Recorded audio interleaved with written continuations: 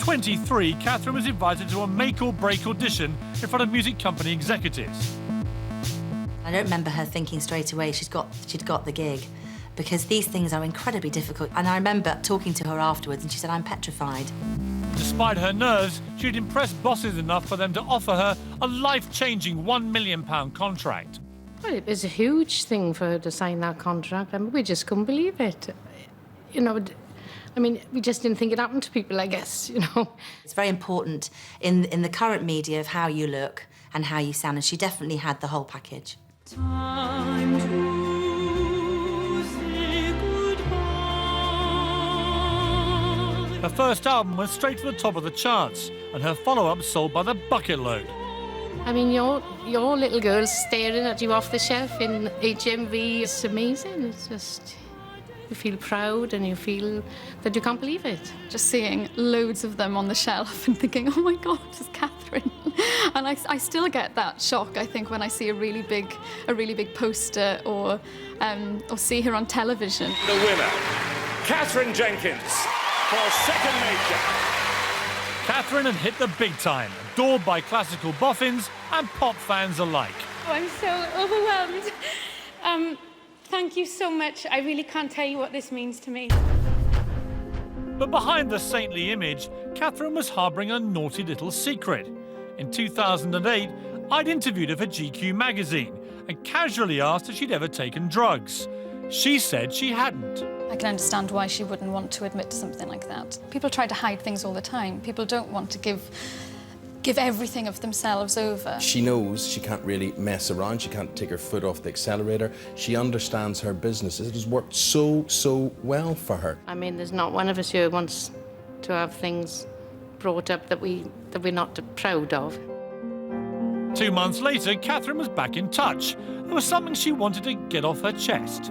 Eventually, when she decided to talk about it, she was extremely relieved. She felt like a weight had been lifted off her shoulders, and all her family and friends were there to support her, as we should be. It's disappointing, but you can't protect them all the time, and if they turn around and then see that it's not the right thing to do, then they realise it, well, you're just grateful for that, aren't you? What went through your mind when I asked you that question in the original interview and just casually said, have you ever taken drugs? What went through your mind? Did you panic? Yeah, it was like rabbit in the headlights. Because when you're in a position where, you know, you're known, that's a really difficult question to answer, because you want to be honest, but at the same time, you don't want to seem like in any way you're condoning it in case you influence somebody else. So it's a really hard one to answer. Because I had no prior knowledge at all. So when I asked you the question, it was just for a bit of fun. I just thought it would be quite funny to try and see where St. Catherine's halo went, you know. I could tell by your reaction, though, that it wasn't entirely immediate. There was a slight hesitation. And so it didn't really surprise me when you called me a bit later after the magazine appeared. Why did you do that? It was a very unusual thing to do. Well, the night after we'd had that interview, I then went home and was talking with my friend Sophie, and was just like, he asked me this question, and like, it doesn't sit comfortably with me that I've, you know, not told the truth. And I did have a few sleepless nights about it, and I thought, well, how am I going to rectify this? And talk to my management, and then decided it was just best to come clean about it. And seeing as my mum already knew, and the family already knew, I warned them that I was going to do it, but then I called you and said, Piers, I need to put something straight. Well, I mean, how bad was your naughty period, would you say? I think it was experimenting, you know, just being young and stupid and not really thinking about the consequences of things. I mean, I certainly didn't do it and think, well, you better not do this because it's going to end up in a newspaper. You know, it was just something that was around me at the time. This was cocaine and ecstasy and stuff like that. Your mum said that she was disappointed. That's the worst thing. When I told her, she didn't shout, she didn't say anything, she just went, Katherine. And that, you know, that's all she needed to do, because then you just feel, I've let my mum down. But we are similar people, and, you know, I think we're very much the same character, and she knows if I've said that something's not for me and I won't be doing that again, that I mean that. I mean, the funniest thing that happened after this. I know it wasn't a very funny episode for you. You were at some event where one of the Chelsea pensioners cracked a little joke, didn't he?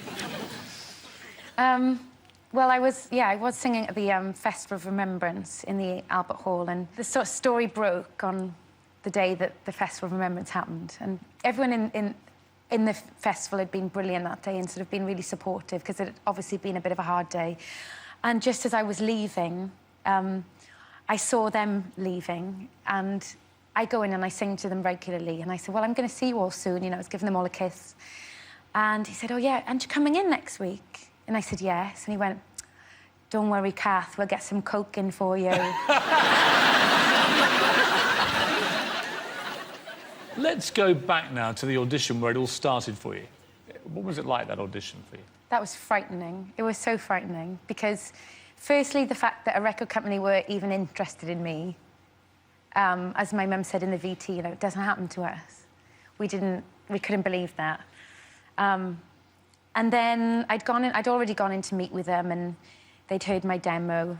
And then they asked me to just do a live showcase for them. So I sang to them my programme from when I finished at the Royal Academy of Music. And they looked really bored and really uninterested in me. And I thought, oh, God, this is terrible. And went home. They said, we'll let you know. And cried on the way home, called my mum, said, I've blown it. But then they called me in an hour and said, actually, we'd like to offer you a 6-album deal. So they were all just like poker-faced and just playing with me. What was that moment like? That's the life-changing moment. And again, I cried. Where were you? I was in my flat. You're already in tears because you think you've blown it. Yeah, but then I composed myself and thought, OK, you're going to have to get on with it. The phone rings. The phone rings, and they say, well, I'd like to offer you a 6-album deal. Oh, no. Hysterics all over again. I called my mum. She can't understand a word I'm saying because I'm crying so much. But I wouldn't say that was the life-changing moment, because I still didn't believe it was going to happen. We were not allowed to tell anyone, because if we did, it was all going to fall through. And then even when the contract happened, you know, this was then the beginning of everything. Somebody had told me 20 acts get signed and 1 is successful. So there's a massive failure rate there. I mean, you're now a star. That's it. You have a 6-album deal but you're with not a major star. company. And when you sign that contract, it simply means you're going to make an album. It does not mean you're going to sell albums, you're going to have success. You can go and if that first album doesn't work and it's not successful, you won't make the second album. So what happened to that first one? The first one went to #1 in the classical charts. And what was that moment like? I remember that very, very clearly. And every question you asked me, I cried. But it was more the overwhelming, like, wow, is this really happening? And part of it, you know, going back to my dad... Where were you when you heard it had gone #1? I was standing in the kitchen. At your house in London? Yeah, and it was, I believe it was Easter. It was on a Sunday. And I had a glass of wine and I toasted my dad. Really? Yeah. And then I called all of Neath.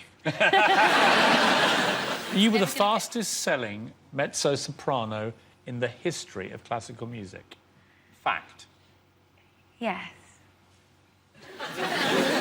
If that happened to me, and trust me, it's not going to, I would think, you've made it, Morgan, you clever little man. Promising Little...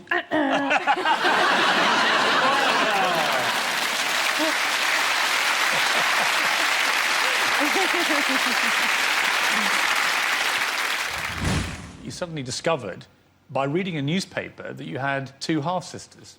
They did not ask for this attention, and I don't think that they should have had it because of the job that I do.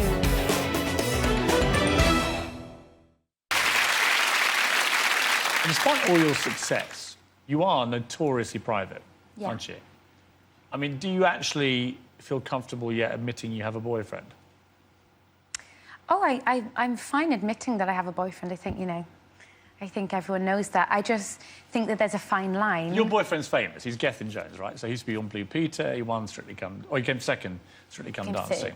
Third, right. Yeah. But he's a well-known guy. He's a handsome guy. He's, you know, something to be proud of. There you are, look, caught by the paparazzi.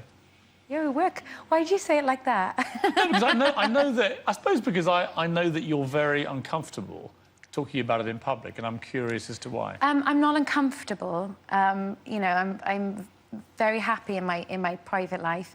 It's just that I read your book, and in your book you said you can't have it both ways. You said that if you want a private life, keep it private. And you know, I won't be selling the photos of my wedding or, you know, inside my home or things like that, because I think there's a fine line. I want it to be about the music and not about that. I'll keep that bit for myself, if that's okay. You've crammed so much into your 3 decades, it's pretty hard to know what the hell you do next. But as usual, Miss Jenkins, you have a plan, don't you?